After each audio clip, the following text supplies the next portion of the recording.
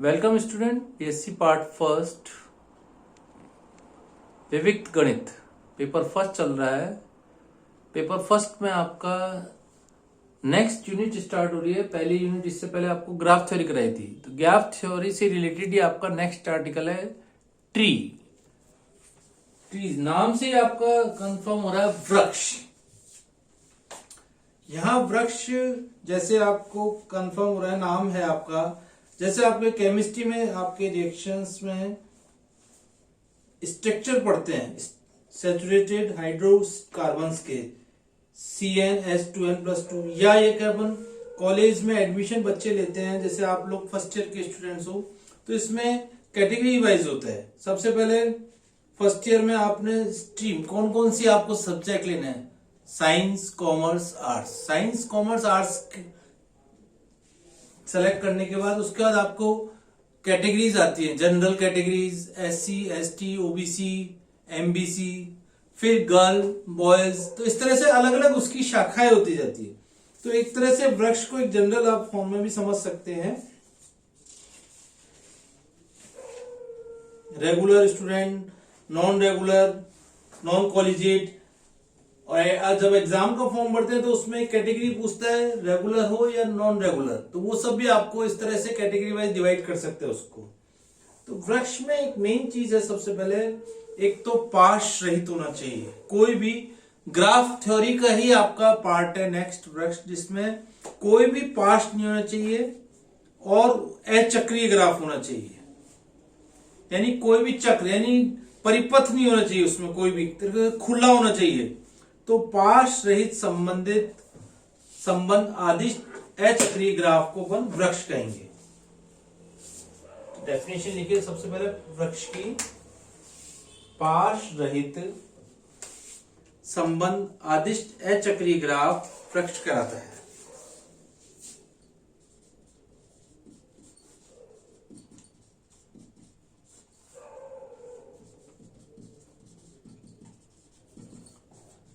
आदिष्ट मतलब कोई दिशा भी नहीं होनी चाहिए। अचक्रीय ग्राफ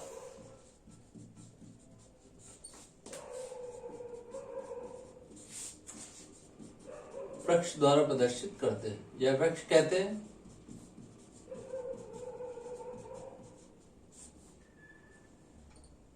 वृक्ष कहते हैं, लिख लीजिए, ज्यादा बेटर रहेगा।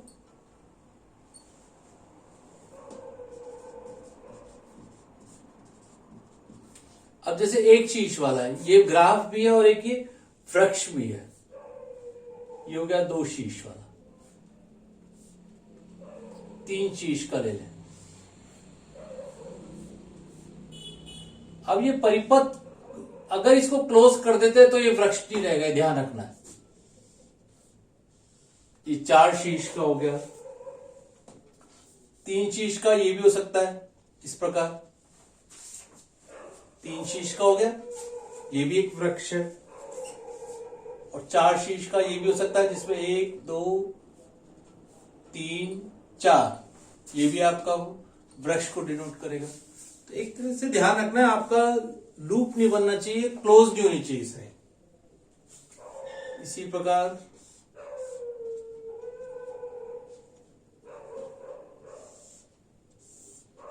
एक, दो, तीन, चार, 5, ये 5 शीश हो गए। तो वृक्ष के इतने सारे शीश हो गए, 5 शीश वाला हो गया, 4 शीशों के एग्जाम्पल हो गए। ठीक है, अब इसमें सबसे पहले इंपॉर्टेंट पॉइंट लिख लीजिए, नोट। वृक्ष में कोई लूप, वृक्ष में कोई लूप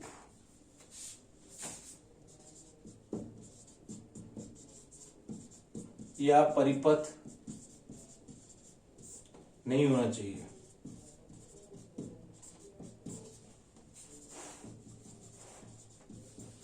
दूसरी चीज, समांतर कोरे भी नहीं होनी चाहिए। वृक्ष वह सरल ग्राफ है जिसमें पाश एवं समांतर कोरे उपस्थित नहीं है। इसकी एक और डेफिनेशन लिख लो। वृक्ष वह सरल ग्राफ है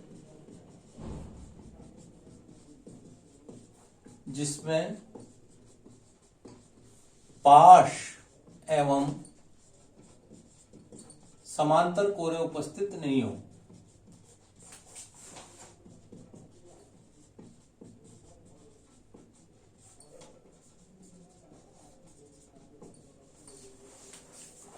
ठीक है, वृक्ष एवं समांतर कोरे उपस्थित नहीं होनी चाहिए। प्रत्येक दो शीर्षों के मध्य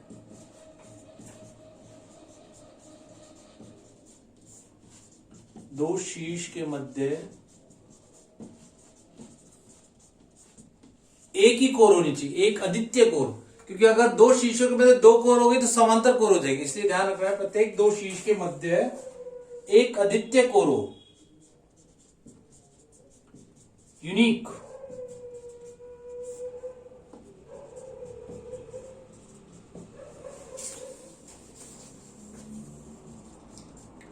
शीर्षों की संख्या से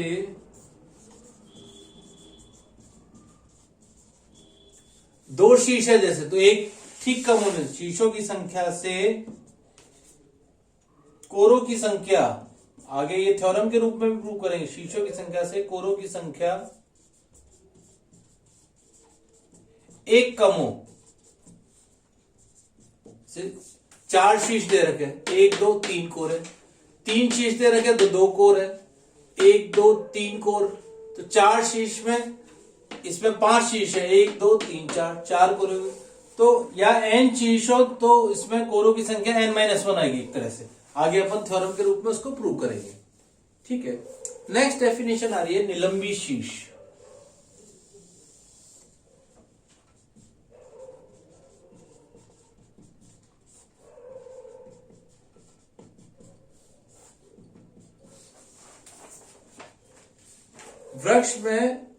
वृक्ष के वह शीर्ष जिसकी घात एक हो, जैसे यहां ये एक और एक दो शीर्ष। वृक्ष में वह शीर्ष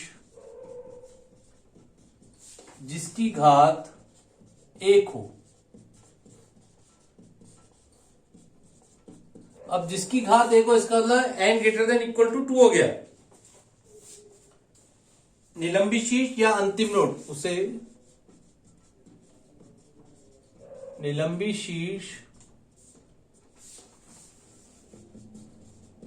या अंतिम नोड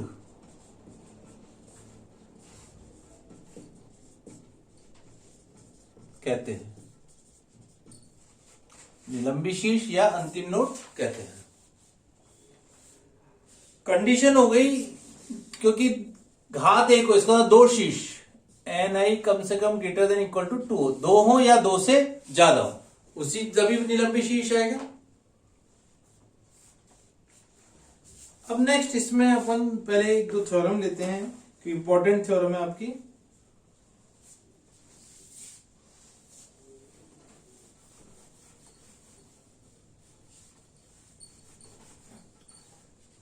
तो वृक्ष का पूरा आपका मेन ग्राफ से ही रिलेटेड है, ग्राफ के बाद ही अपन इसको पढ़ा, इसलिए ग्राफ की सारी कंडीशन याद होनी चाहिए। इसमें से भी आपका 1 से 1.5 क्वेश्चन पूरा बनेगा, ये ध्यान रखना है। तो थ्योरम्स ज्यादा है इसमें, डेफिनेशन तो 2 3 4 हैं और थ्योरम्स का पार्ट इसमें ज्यादा आएगा। इससे पहले अपन थ्योरम प्रूव करते हैं। इंपॉर्टेंट थ्योरम है सारी इसकी। फर्स्ट थ्योरम है वृक्ष टी में किन्हीं दो शीर्षों के मध्य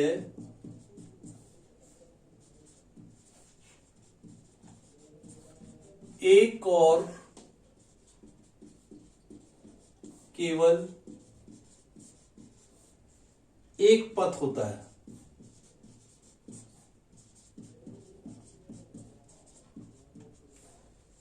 राजस्थान बोर्ड 2019 में आया हुआ है क्वेश्चन कि किन्हीं भी दो शीर्षों के मध्य केवल एक और केवल एक पथ होता है। तो सबसे पहले इसका डायग्राम बना लेते हैं।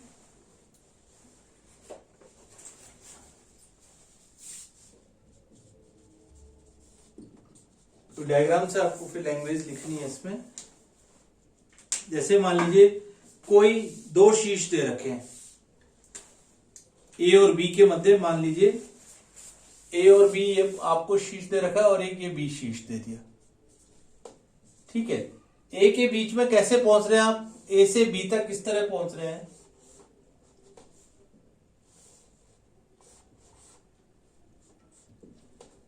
ये मान लिया U1 U2 U3 एंड ये मान लिया एक कॉमन शीर्ष ले लिया।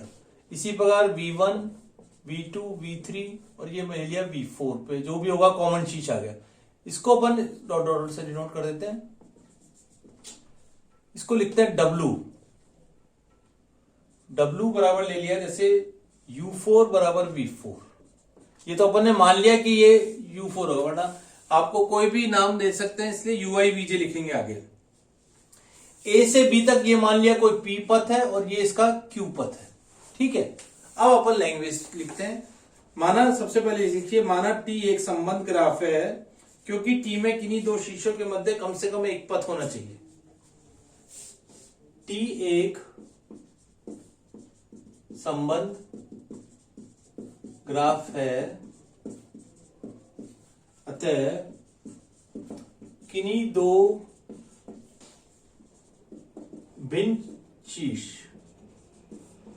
A तथा B ले लें, A तथा B के मध्य कम से कम एक पथ अवश्य होना चाहिए।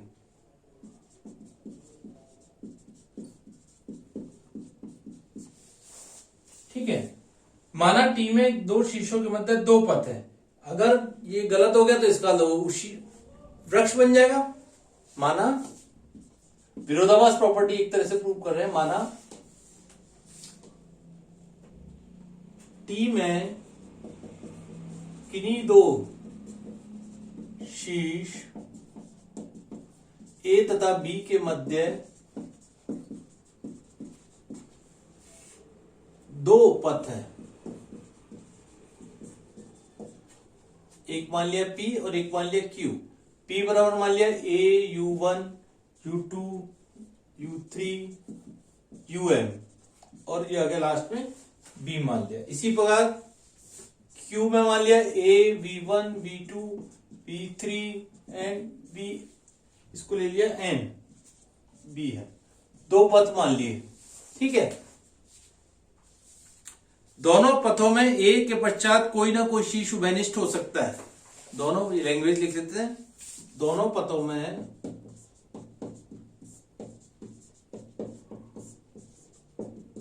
कोई शीर्ष उभयनिष्ठ हो सकता है।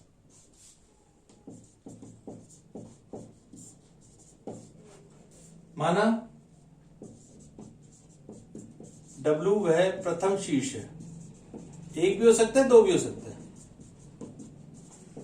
प्रथम शीर्ष है। माना W है प्रथम शीर्ष, अर्थात W बराबर UI बराबर VJ, ये मालूम नहीं है तो अपन ने लिख लिया U4 V4 हो सकता है। जहां I बराबर दे रखा है 1 to M और J बराबर दे रखा है 1 to N, तो W मान लिया इसका कॉमन शीर्ष है। अब हमें एक चक्र, अतः हमें एक चक्र A U1 U2 UI -1 UI VJ -1 VJ -2 V2 V1 और लास्ट में आएगा वापस से A। यहां से शुरू हुआ और ये वापस से इस तरह से आ गया, तो एक क्या हुआ, इस तरह से एक चक्र प्राप्त होगा। और जैसे ही चक्र आ गया प्राप्त होगा, जो कि परिकल्पना के, क्योंकि इसमें कोई भी क्लोज साइकिल या कुछ इस तरह से नहीं होना चाहिए, जो कि हमारी वृक्ष की परिकल्पना से विरुद्ध है।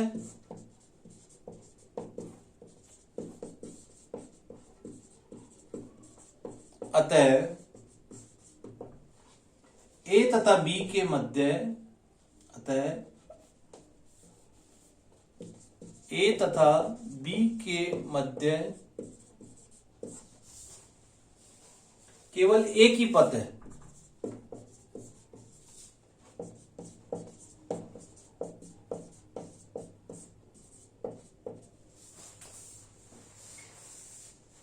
ठीक है, तो ध्यान रखना है जब वो वृक्ष है तो उसमें क्लोज्ड कहीं पे भी नहीं होना चाहिए।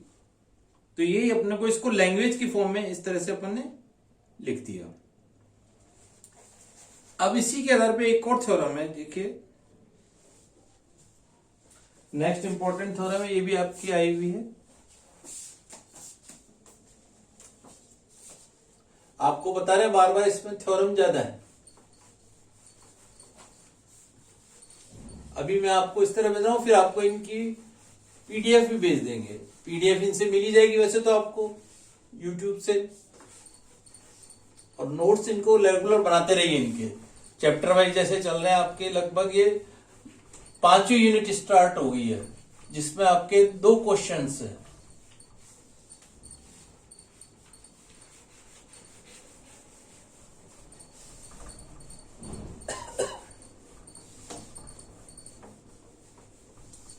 देखिए नेक्स्ट थ्योरम, यदि पाश रहित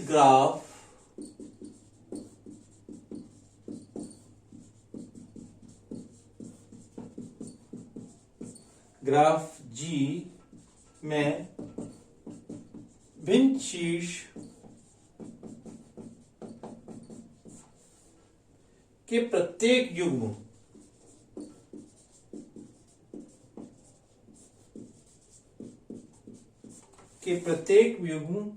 के मध्य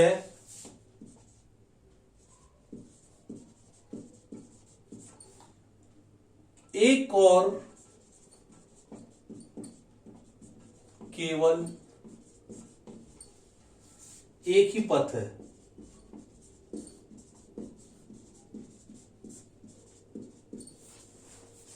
तो जी एक वृक्ष होता है।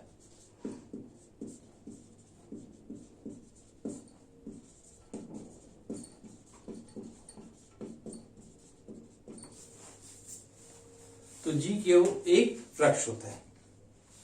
देखिए पहले सुन लीजिए, फिर लैंग्वेज बाद में लिखेंगे। ग्राफ जी में भिन्न शीर्षों के प्रत्येक युग्म के मध्य एक ही पथ है, अतः जी संबद्ध है। जी को वृक्ष प्रदर्शित करने के लिए हमें केवल यह सिद्ध करना आवश्यक है कि जी में कोई परिपथ नहीं है।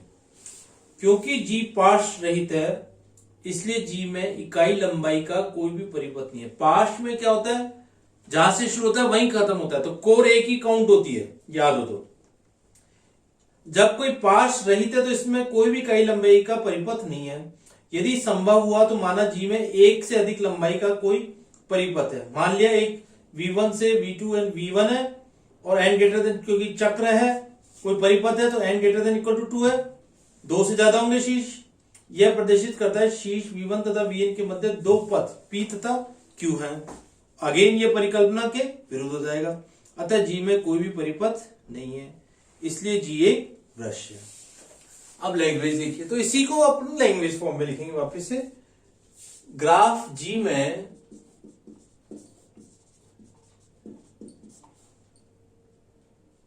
भिन्न शीर्षों के मध्य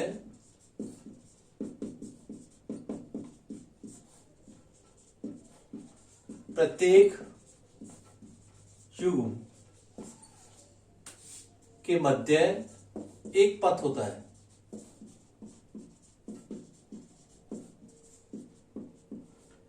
अतः जी संबद्ध ग्राफ है, क्योंकि अतः जी संबंध है। अब जी को वृक्ष सिद्ध करने के लिए आवश्यक है, जी को वृक्ष सिद्ध करने के लिए आवश्यक है कि इसमें कोई परिपथ नहीं है।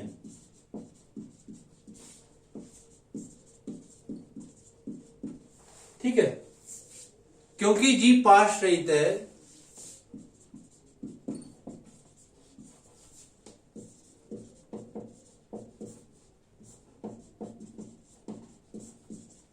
अतः इसमें इकाई लंबाई का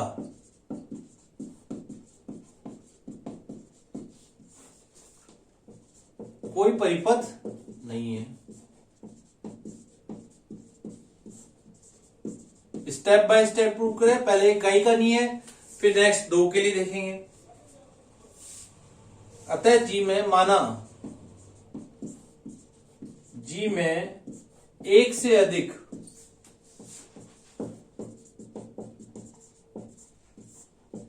लंबाई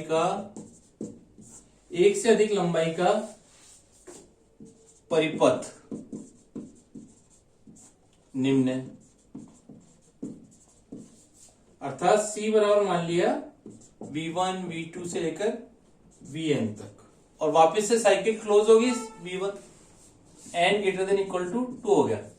जैसे ही परिपथ आएगा तो n greater than equal to 2 आएगा। अब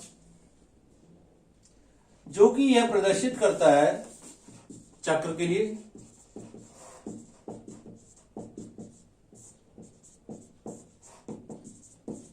करता है कि शीर्ष V1 तथा Vn के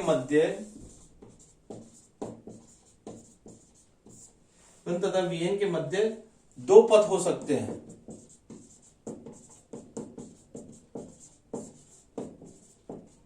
कैसे? मान लिया P को V1 V2 से लेकर Vn तक, और Q मान लिया V1 Vn ही हो गया, पहला और लास्ट V1, और कोई भी इस तरह से आएगा जो कि अगेन हमारी परिकल्पना के विरुद्ध है, जो कि पुनः परिकल्पना के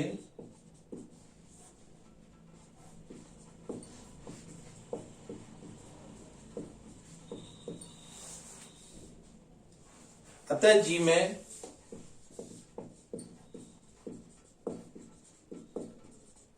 कोई परिपथ नहीं है, इसलिए जी वृक्ष। तो लैंग्वेज इसमें ज्यादा है कि आपको ध्यान रखना है।